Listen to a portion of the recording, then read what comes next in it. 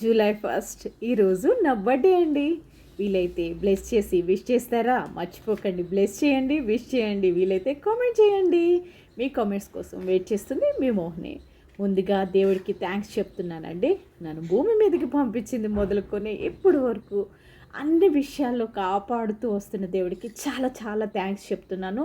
ఆ దేవుడి దయ ఎప్పుడు ఇలాగే, ఆయన చల్లని చూపులు నా మీద ఎప్పుడు ఇలాగే ఉండాలని కోరుకుంటూ మీ మోహిని. అలానే నా తల్లిదండ్రులు కూడా చాలా చాలా థ్యాంక్స్ అండి.